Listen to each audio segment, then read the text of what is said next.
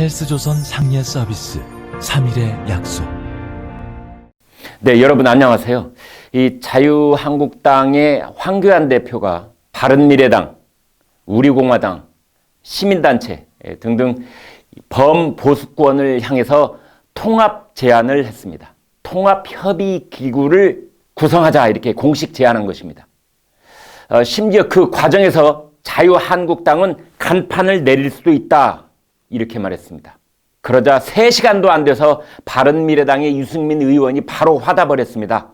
탄핵의 강을 건너자는 등 최근 제시한 보수 재건의 원칙을 받아들인다면 진정성 있는 자세로 대화에 임하겠다. 자, 이 보수 대통합 그리고 범보수 빅텐트에 대한 유권자들의 갈망에 다가서려는 노력으로 보입니다.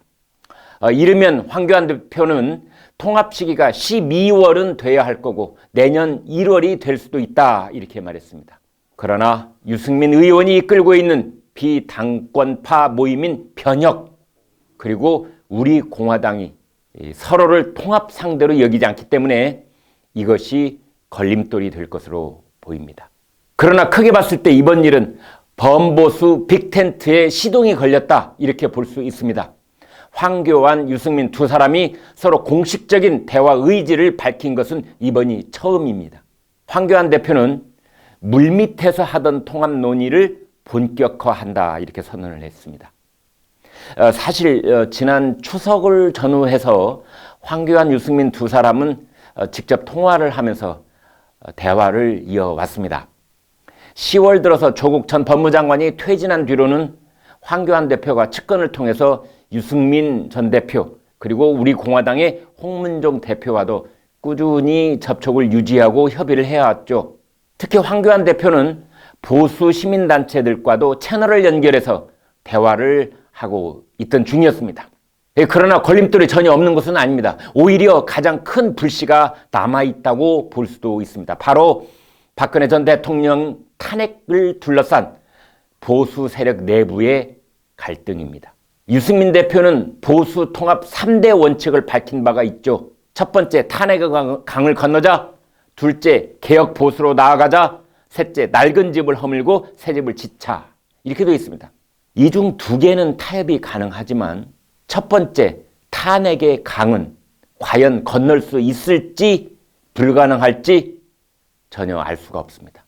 당장 우리 공화당은 탄핵을 묻어버린 통합 논의는 불의한 자들의 야합이라면서 유승민 등 탄핵 오적을 정지도 못하면서 무슨 통합을 말하느냐는 논평을 냈습니다.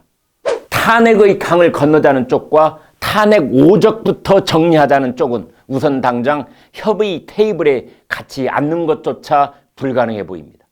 김대중 조선일보 고문은 엊그제 칼럼을 통해서 이런 제안을 했습니다. 이제 극단을 제외한 중간지대에서 박근혜와 탄핵을 논의하는 보수의 대협의가 있어야 한다. 정리가 바람직하지만 봉합도 필요하다면 해야 한다. 김무성 의원이 말한 것처럼 용서와 화해가 필요하고 타협과 양보가 절실하다. 이번 선거 기간만이라도 박근혜 문제를 예각적으로 다루지 말자는 종교 시민단체 간 휴전 제의도 있을 수 있다. 김대중 고문은 이런 말도 했습니다.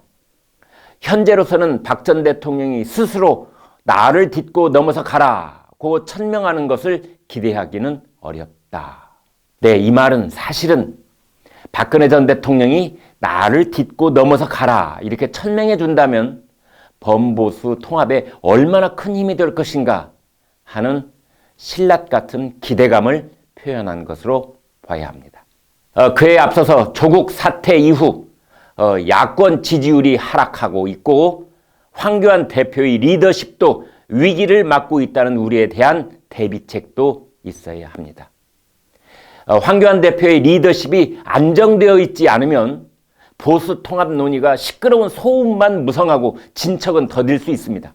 이제 당장 수면 위로 떠오르는 숙제는 범보수 통합 기구의 대표는 누가 맡을 것인가 하는 문제입니다. 지금 우리가 떠올릴 수 있는 당 대표 가운데 한 사람이 될 것인가 아니면 외부에서 영입할 것인가 등등 이 문제부터 쉽지 않을 수 있습니다. 그것은 내년 4월 총선을 누가 지휘할 것인가 그리고 총선 이후 그 사람이 범보스의 대권 주자로 이어질 것인가 하는 논의와도 맞물려 있기 때문입니다.